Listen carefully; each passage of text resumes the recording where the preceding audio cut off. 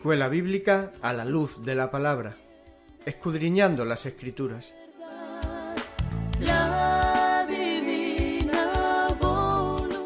Luz a las Naciones. Canal Cristiano de Comunicación presenta A la luz de la palabra. Un estudio expositivo de la palabra de Dios, una presentación minuciosa de toda la Escritura.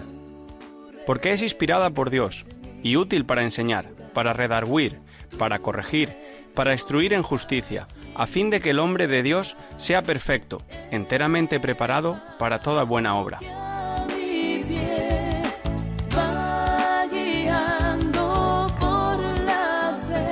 Escuela Bíblica a la luz de la palabra, edificando sobre la roca.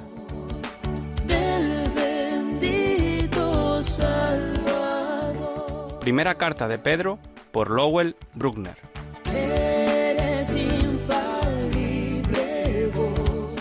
Siendo renacidos, no de simiente corruptible, sino de incorruptible, por la palabra de Dios, que vive y permanece para siempre. Porque toda carne es como hierba, y toda la gloria del hombre como flor de la hierba. La hierba se seca, y la flor se cae, mas la palabra del Señor permanece para siempre. Y esta es la palabra que por el Evangelio os ha sido anunciada. Primera carta de Pedro, capítulo 1, versículos 23 al 25.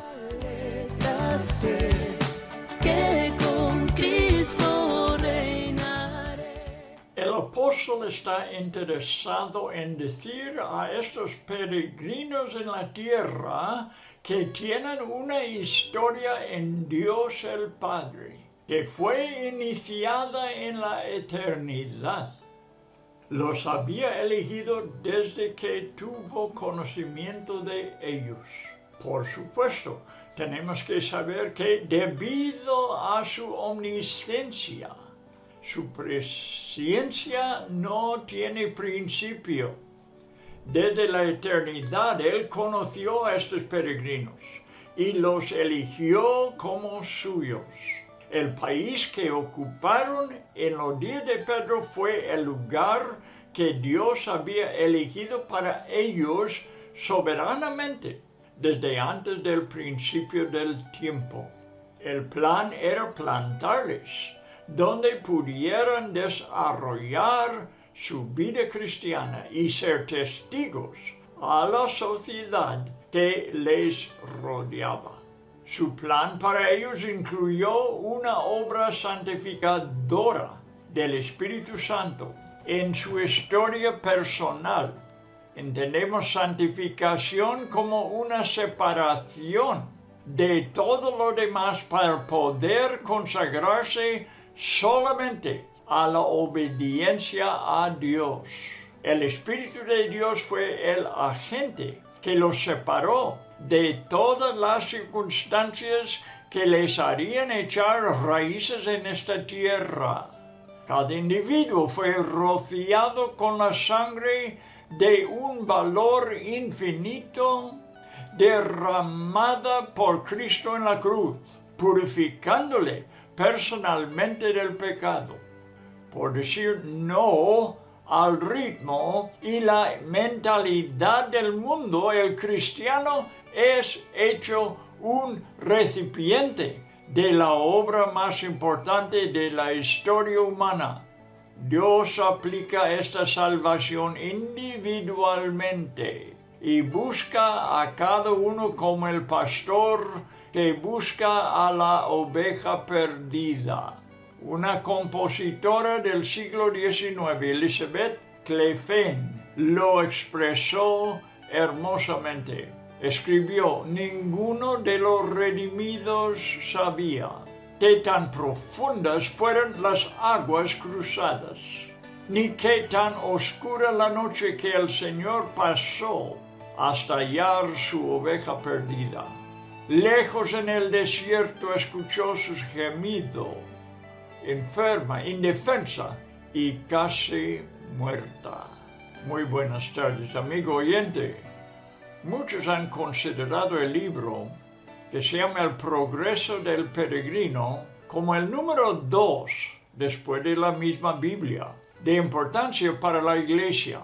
El autor John Bunyan cuenta la vida cristiana como un peregrinaje hasta llegar a la ciudad celestial.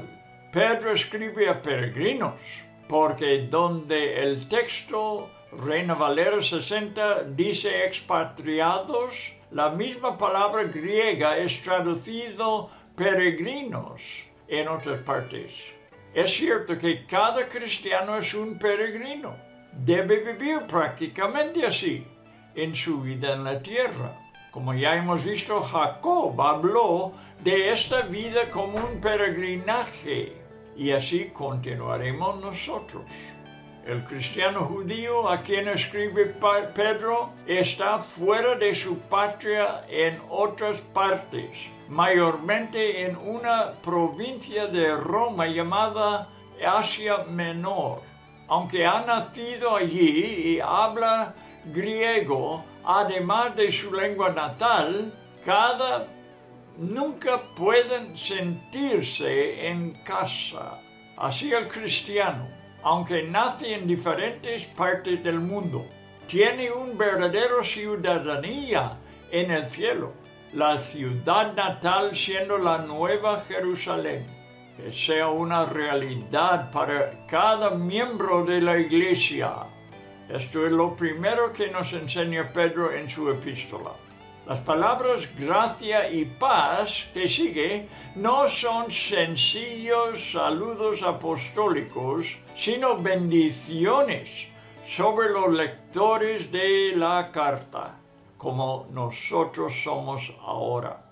Vamos a ver cómo el Dios de la abundancia utiliza la multiplicación y no suma sus bendiciones. Entonces leemos del tema principal del primer capítulo en versículo 3, que es renacer. Por medio de Jesucristo, Dios nos da entrada en una nueva creación por nacer de nuevo. Pues así empiece esta gran inspirada carta, que me hace gozar y espero que pueda transmitir algo del mismo gozo por medio de estos programas sobre la carta primero de Pedro. Gracia y paz os sean multiplicados, dice Pedro en su primera carta, capítulo 1, versículo 2. Gracia y paz os sean multiplicados. Al empezar su carta, Pedro pronuncia sobre los peregrinos bendiciones celestiales de gracia y paz.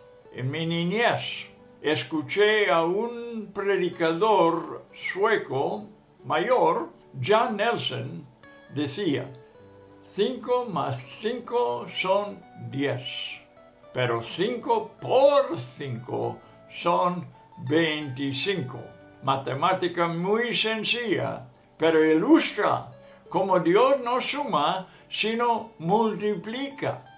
Nunca se me olvidó aquella simple declaración. El apóstol derrama múltiple gracia y paz divinas sobre el lector. Es tiempo de llegar a dos conclusiones. 1. Esta es la palabra de Dios y se aplica a todos los que creen. Y 2. Es más que un saludo. Es una bendición viva y activa sobre el lector. Vamos a leer de nuevo los primeros 2 versículos. Pedro, apóstol de Jesucristo, a los expatriados o peregrinos de la dispersión en el Ponto, Galacia, Capadocia, Asia y Bitinia, elegidos según la presencia de Dios, Padre, en santificación del Espíritu, para obedecer y ser rociados con la sangre de Jesucristo. Gracia y paz os sean multiplicadas. Es un Dios asombroso, digno de toda gloria, por diseñar con una sabiduría infinita un evangelio de vida triple, que es expresado en el versículo 3 ahora. Bendito el Dios y Padre de nuestro Señor Jesucristo, que según su grande misericordia nos hizo nacer para una esperanza viva por la resurrección de Jesucristo de los muertos. Nos hizo renacer para una esperanza viva por la resurrección de Jesucristo de los muertos. Fíjate en las expresiones de vida. 1. Renacer. 2. Esperanza viva. Y resurrección. Las tres tienen que ver con vida.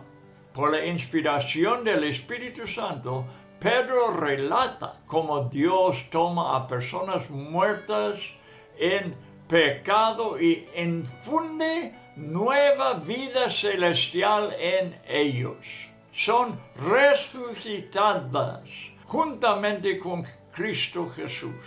Él conquistó la muerte y la tumba, garantizando una esperanza viva, anclada en el lugar santísimo. Según dice en Hebreos 6:19, que tenemos una ancla. Lo vamos a ver. Hebreos 6 y versículo 19. Mira, para que por dos cosas inmutables, bueno, estoy en 18, voy adelante a 19, la cual tenemos como segura y firme ancla del alma y que penetra hasta dentro del velo. Dentro del velo significa el lugar santísimo, que fue guardado por una vela en el tabernáculo. Bien, tenemos una esperanza viva anclada en el lugar santísimo. Lo que motiva a Dios a otorgar ese don es una misericordia sin límites hacia un pecador que está perdiéndose, por quien no escatimó esfuerzos para rescatarle de la condenación eterna. Bien, junto con el regalo de la vida eterna, Dios adjunta una herencia celestial, que, porque no es terrenal, no se somete a sus impurezas o características temporales. Es incorruptible. No cede a la descomposición o desintegración. Es incontaminada, es pura y no se debilita o deslustra por ningún aditivo o elemento comprometedor. Es inmarcesible. El tiempo no disminuye su valor. Es perfección infinita y eterna y es guardada en el cielo sin defecto. Vamos a leer versículo 4. Para una herencia incorruptible, hemos hablado de eso, incontaminado y inmarcesible, reservado en los cielos para vosotros, el individuo nacido de nuevo, al que se le ha otorgado una esperanza sin fin, ganada por la resurrección del Hijo de Dios. No es dejado en este mundo para levantarse o caerse según su propia capacidad. Incluso lo mejor de este mundo, poderosos, guardaespaldas o personas ricas no son suficientes para garantizar el bienestar de los escogidos de Dios. Primero de Juan 5, 11 y 12 habla de esta forma. Dios nos ha dado vida eterna y esta vida está en su Hijo. El que tiene el Hijo tiene la vida. Es guardado por el poder de Dios, dice versículo 5 en 1 de Pedro 1, que sois guardados por el poder de Dios mediante la fe para alcanzar la salvación que está preparada para ser manifestada en el tiempo postrero. ¡Qué preciosas palabras! Cristo, poderoso, quien habita en el creyente, lo tendrá bajo su cuidado ilimitado. El creyente vive confiando en Él y descansando en su palabra. La omnipotencia guarda su salvación y su futuro hasta que al final los observe con sus ojos.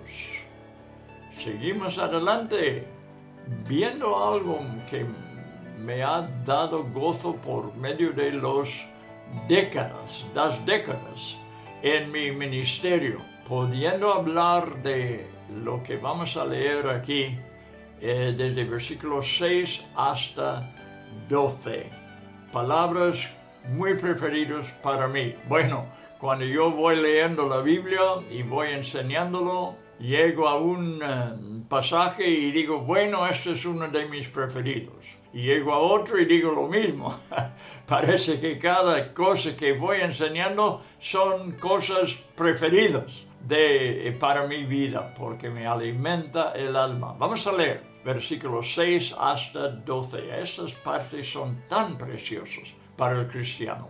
En lo cual, dice Pedro, vosotros os alegráis, aunque ahora por un poco de tiempo, si es necesario, tengáis por ser afligidos en diversas pruebas, para que, sometida, por un propósito, para que, sometido a prueba vuestra fe, mucho más preciosa que el oro, el cual, aunque perecedero, se prueba con fuego, sea hallado en alabanza, gloria y honra cuando sea manifestado Jesucristo, a quien amáis sin haberle visto, en quien creyendo, aunque ahora no lo veáis, os alegraos. ¿De qué forma? Con gozo inefable y glorioso, obteniendo el fin de vuestra fe, que es la salvación de vuestras almas. Escucha estos 3 versículos siguientes. Los profetas que profetizaron de la gracia destinada a vosotros, inquirieron y diligentemente indagaron acerca de esta salvación, escudriñando qué persona y qué tiempo indicaba el Espíritu de Cristo que estaba en ellos, el cual anunciaba de antemano los sufrimientos de Cristo y las glorias que vendrían tras ellos. A estos se les reveló que no para sí mismos, sino para nosotros, administraban las cosas que ahora os son anunciadas por los que os han predicado el Evangelio, por el Espíritu Santo enviado del cielo. Cosas, escucha esto, cosas en las cuales anhelan mirar los ángeles. ¡Qué tremendo! Pedro reconoce que no hay ningún motivo de gozo que pueda compararse con el poder de Dios, personal y guardador, sobre la vida del creyente. Nos ha parecido bien depositar nuestras almas a su cuidado y depender totalmente de Él. Confiamos que Él la llevará por todo el camino hasta llegar a nuestro destino final. Nunca he podido entender cómo un predicador puede quedarse impasible cuando expone que la vida eterna es asegurada divinamente. ¿Cómo puede compartirlo a sus oyentes con una voz perfectamente controlada y bien modulada? No lo entiendo. Me da la impresión de que su única experiencia con ella viene de una biblioteca, donde ha adquirido su información de algún libro de texto teológico. No existe pasión, por lo que deduzco que el tema no ha llegado a las cuerdas de su corazón. El gozo que vivimos está basado en la honestidad total de Dios, sabiendo que la eternidad está segura en Él. Lo que hemos experimentado del Evangelio en la tierra alcanzará alturas incomparables al ver a Cristo cara a cara. Cuando llegue ese día, enjugará Dios toda lágrima de los ojos de ellos. Apocalipsis 21:4. Enjugará Dios toda lágrima de los ojos de ellos. ¿No quisiera tú apuntar este versículo para tenerlo siempre cerca de ti? Y sigue, y ya no habrá muerte, ni habrá más llanto, ni clamor, ni dolor, porque las primeras cosas pasaron. Sin embargo, en este mundo, un periodo que Pedro expresa como un poco de tiempo, con aflicciones que Pablo define como leve tribulación en 2 de Corintios 4:17, leve tribulación. Hay diversas pruebas que sí causan dolor, dice versículo 6, en lo cual vosotros os alegraos, aunque ahora por un poco de tiempo si es necesario. Tengáis que ser afligidos en diversas pruebas. Sin embargo, tenemos que quitar los pensamientos que sugieren que Dios permite el sufrimiento para saber cuánta presión aguantaremos o cuánto tiempo podremos soportarlo hasta que desmayemos. Este no es el propósito. No, el Señor ya sabe nuestra capacidad bajo el dolor antes de que empiece la prueba. Las pruebas no son necesariamente castigos, ni disciplina paterna por haber cometido un acto pecaminoso. No necesariamente son así. Por favor, notad que Pedro compara la prueba cristiana como la obra de refinar el oro. Es comparado a refinación de metales, que es el propósito de refinar los metales como es la plata y el oro. Es expuesto a un fuego intenso. ¿Por qué? Se hace para quitar las impurezas. Recuerdo como un conocido mío, profesor de instituto, enseñó a su clase cómo se refina la plata. La puso en un tubo de ensayo y encendió un mechero Bunsen bajo el tubo. Cuidadosamente mantuvo el tubo sobre la llama para poder producir un calor intenso en el recipiente. La sólida plata, al llegar a cierta temperatura muy alta, se hizo líquida. Nos explicó el profesor. Después, dice, una pequeña manchita negra se fue formando en el tubo de ensayo y poco a poco fue subiendo en medio de la plata líquida. Al llegar a la superficie, desapareció en el aire. La plata fue refinado. Y Pedro dice que el oro se prueba con fuego. De igual manera, este es el propósito de la refinación, de la prueba en que nos meta Dios. No es para ver cuánto podemos aguantar. No es para disciplina necesariamente. Puede ser, pero no es necesario que sea. Ni que sea castigo en ninguna forma. Sino es para quitar las impurezas, como se refina el oro. Esto es lo que nos explica bien Pedro, y que lo guardemos esta cosa, porque vamos a pasar por pruebas. Son necesarios para quitarnos las impurezas. Bien, el valor de la piadosa fe imperecedera es mucho más allá del oro, pero Dios tiene que remover todas las impurezas humanas. El apóstol quiere que el lector cristiano, mientras está sujeto a las pruebas y sufrimientos, entienda este principio.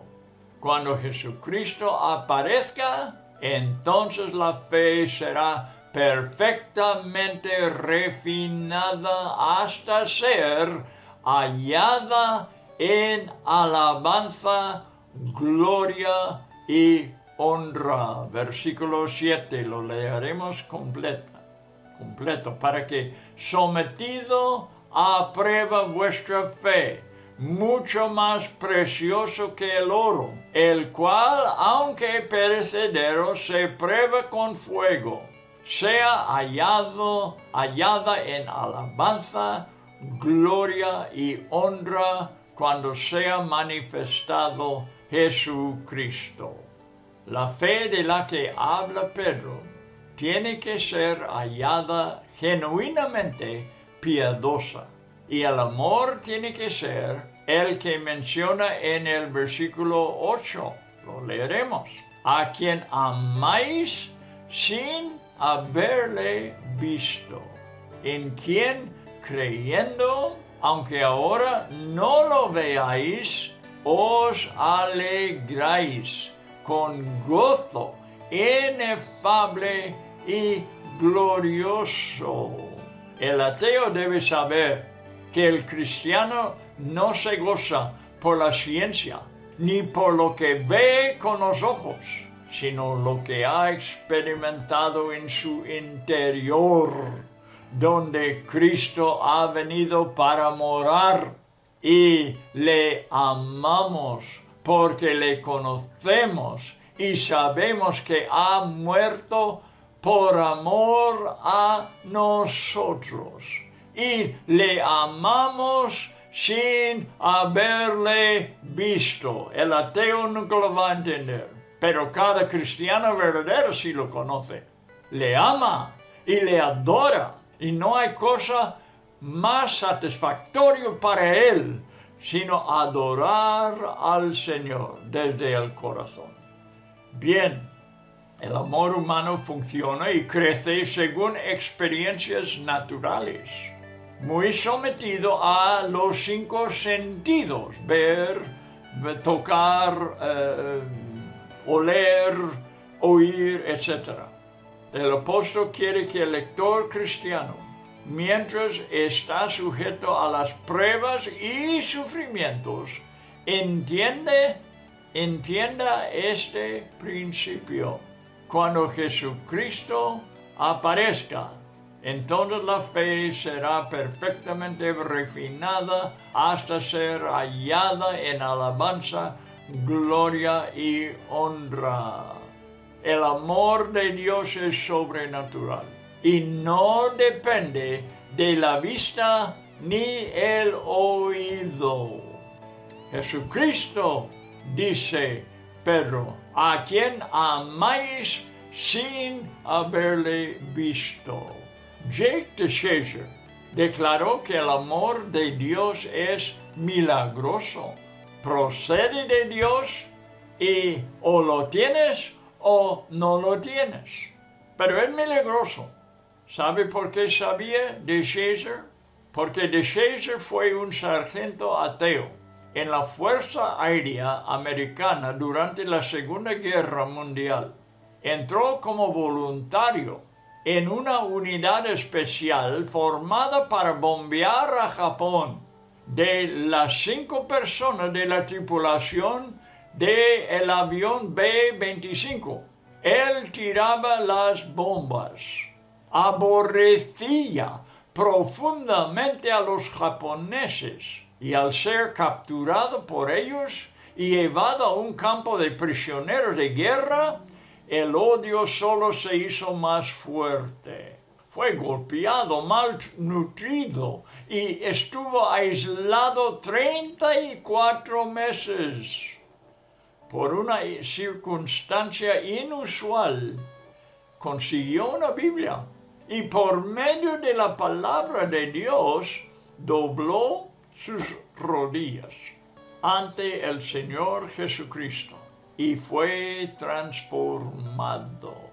El odio a los japoneses se transformó en amor y después de la guerra fue de misionero a Japón. Es el amor milagroso de Dios, quien amamos sin haberle visto con este mismo amor milagroso.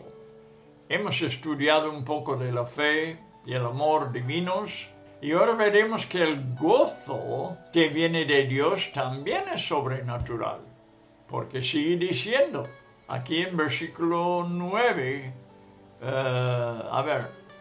en versículo 8 todavía, os alegraos con gozo inefable y glorioso, y 9 dice, obteniendo el fin de vuestra fe, que es la salvación de vuestras almas.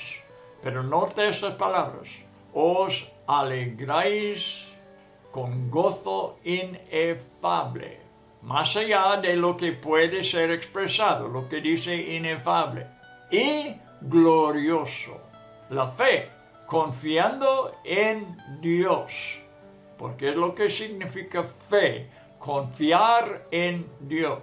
Introduce estas cualidades misteriosas y celestiales en la vida humana para finalmente llevar al cristiano a su destino. No lo llamaré meta, porque una meta es algo por lo cual uno lucha sin la certeza de que podrá obtenerla. No, un cristiano tiene un destino seguro al final de su jornada y es seguro que llegará allí. Bien, toda la Escritura contiene el Evangelio, las buenas nuevas de la salvación. Empieza en Génesis y llega hasta Apocalipsis. En los tiempos del Antiguo Testamento, Dios abrió los ojos de los profetas a ello, por lo cual entregaron sus vidas, inquiriendo y emprendiendo una búsqueda, de la cual no pudieron ser distraídos toda su vida. La visión que recibieron fue demasiado maravillosa para poder ignorarla o abandonarla. Conocieron la gracia de Dios y caminaron en ella, sin confiar en sus obras, descansando enteramente en el Señor. Ellos conocieron la persona de Cristo Jesús y por la fe hallaron su salvación en Él. Sin embargo, sabían que vendría una época todavía mejor. La palabra sería hecha carne y tabernaculizaría entre los seres humanos. Es el término que se encuentra en Juan 1:12. Tabernaculizará, o yo creo que es 14. Tabernaculizaría entre ellos. Ellos miraron hacia adelante a la obra salvadora de la cruz y confiaron en ella para su salvación personal. Supieron los profetas el significado tras cada sacrificio animal que ofrecían. El Dios hombre daría su vida por sus pecados y después resucitaría de la muerte. Todo eso sabían los profetas del Antiguo Testamento. Ellos profetizaron acerca de estos eventos, siglos antes de que sucedieran, para el beneficio de futuras generaciones bendecidas pertenecientes a una nueva creación. Siendo renacidas, entrarán por el camino nuevo y vivo. Los profetas, dice versículo 10, que profetizaron de la gracia destinada a vosotros, inquirieron y diligentemente indagaron acerca de esta salvación, escudriñando qué persona y qué tiempo indicaba el Espíritu de Cristo que estaba en ellos, el cual anunciaba de antemano los sufrimientos de Cristo y las glorias que vendrían tras ellos. Un camino nuevo y vivo estaba por delante. Y ellos de antemano hablaron de esto por la revelación del Espíritu Santo. El Espíritu de Cristo que estaba en ellos les hizo saber cosas futuras. Para los profetas todo estaba en el futuro. Pero pasaron toda su vida inquiriendo para saber más. Era tan preciosa pues. Querían saber más acerca de la persona que vendría, cómo sería el evangelio que traería y cuándo acontecerían estos eventos. Esto es lo que ellos estaban buscando. Era tan maravilloso que aunque fuera futuro, merecía su total consagración. El mismo Espíritu de Cristo, el Espíritu de la profecía de que nos habla Apocalipsis 19, versículo 10, estúdialo, fue el que obró en ellos, dándoles más de 300 detalles de la vida futura del Mesías. Vieron mucho, pero sabían que estas bendiciones inmensurables estaban reservadas para otras personas. Sobre todas las demás cosas, el Espíritu de Cristo manifestó a los profetas sus sufrimientos y las glorias incomparables que resucitarían de ellos. Pedro informó a los creyentes que estudiaban su carta que las cosas a las que los profetas habían dedicado sus vidas para poder verlas fueron las mismas cosas que les fueron anunciadas a ellos por la predicación del Evangelio. Jesús también dijo a sus discípulos en Lucas 10:24, si quieres apuntarlo, lo voy a leer.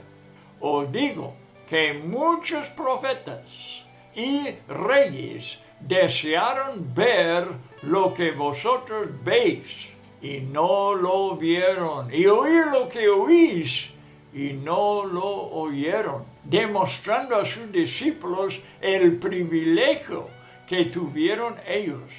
Y ahora estoy diciendo a vosotros, amigos, que deseamos, o es decir, que nosotros también hemos oído el mismo Evangelio y ha hecho milagros en nuestro ser.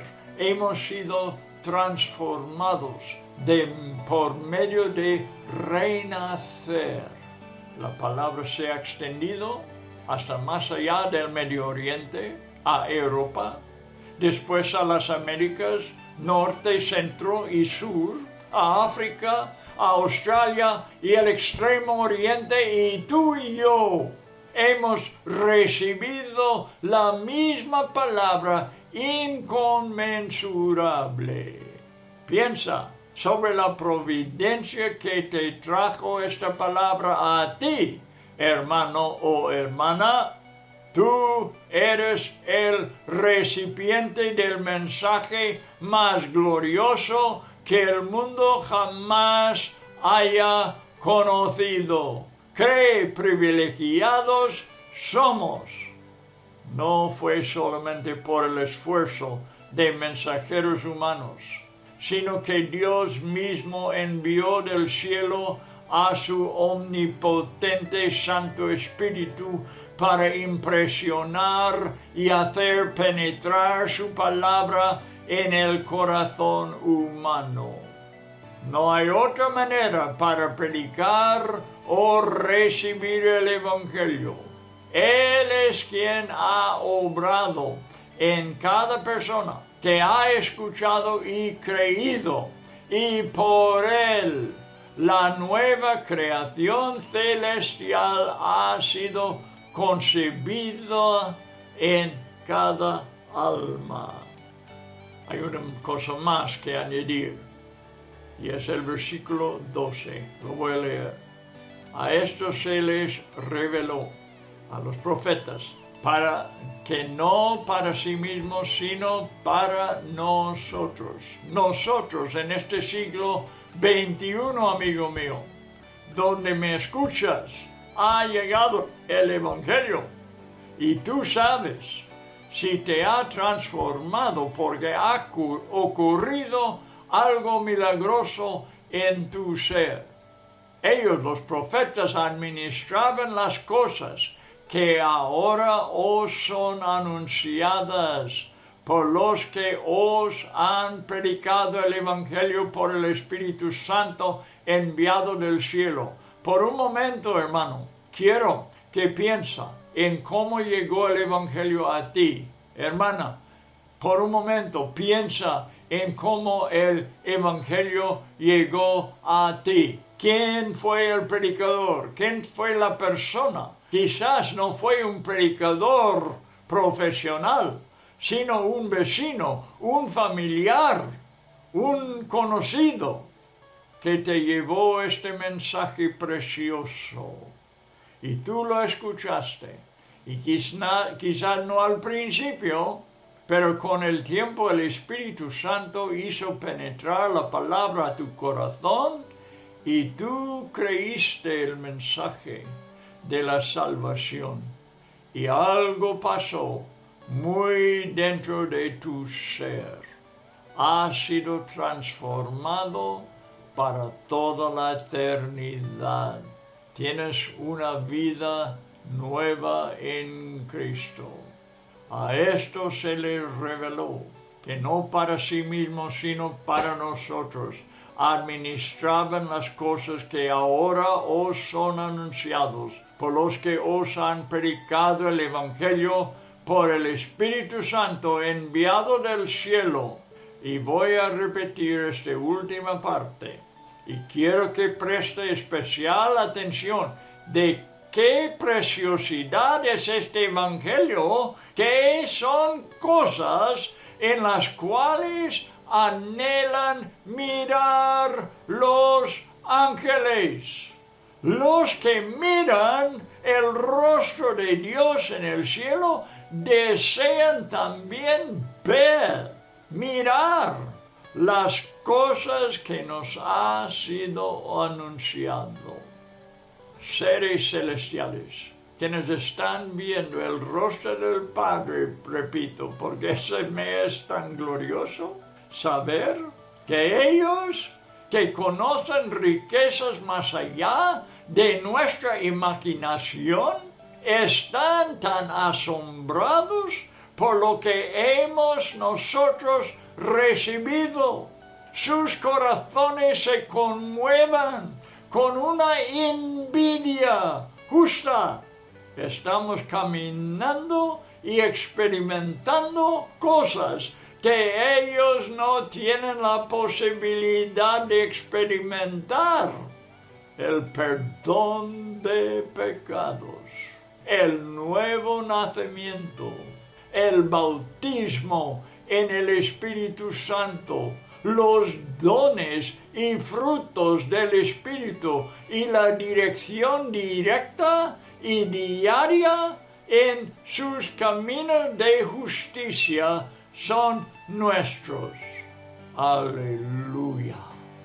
Un himno dice, Santo, Santo, es lo que cantan los ángeles. Permítame decirte una cosa más sobre lo que voy a recitar ahora. Había un amigo en nuestra vecindad, era un vecino. Yo lo temía, le tenía miedo. Era un poco duro el hombre, muy brusco en su manera de tratar las cosas y hablar. Yo vi cómo también trataba a sus hijos, bruscamente.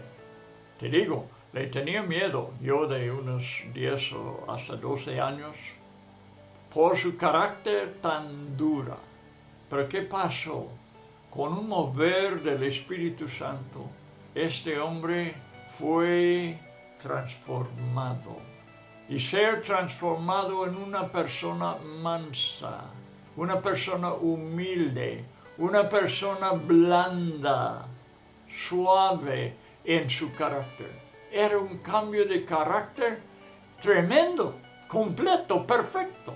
Y entonces después de ese tiempo, este hombre yo le vi varias veces abrazar a personas que antes tenían, no sé si odio, pero un disgusto tremendo por esas personas. Ya les estaba abrazando con lágrimas.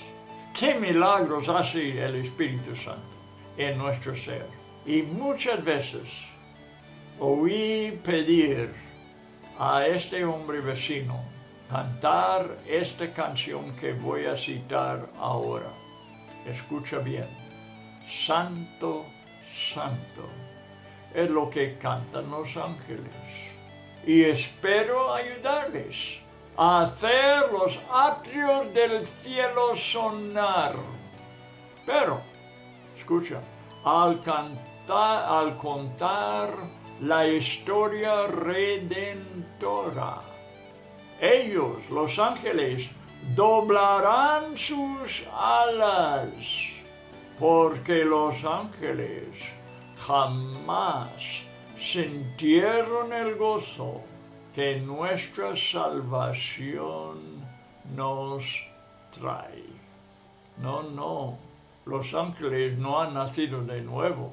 Los ángeles no sintieron pecados perdonados porque nunca pecaron. Y nosotros, los que hemos cometido tantos crímenes contra nuestro Dios, hemos tenido una satisfacción, pero es mucho más que eso. Un sentir de amor mayor que los ángeles por haber sido perdonado de nuestros muchos pecados.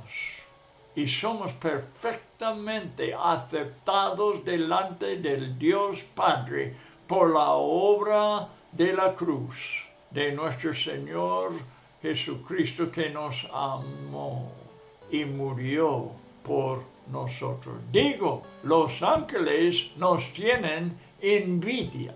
¿Qué te parece? Qué precioso es el Evangelio. Ay, amigo, que lo apreciemos. Este es el deseo de Pedro, y todas estas cosas que nos está enseñando son con este propósito, que nosotros apreciemos lo que hemos recibido, porque son cosas dignas de apreciar. Bueno, ahora proseguimos adelante hasta hablar de la maravilla del nuevo nacimiento. Pero leeremos versículos 13 hasta 16 ahora. Por tanto, dice Pedro, nos da estos consejos.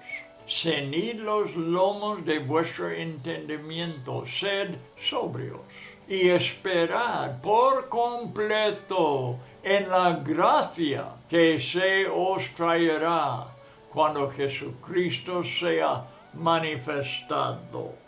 Como hijos obedientes, no os conforméis a los deseos que antes teníais estando en vuestra ignorancia, sino como aquel que os llamó es santo, sed también vosotros santos en toda vuestra manera de vivir, porque escrito está, sed santos, porque yo soy santo. Y con esta palabra vamos a terminar el programa de hoy. Esté con nosotros en el siguiente, porque vamos a hablar de el nuevo nacimiento que cada cristiano experimenta.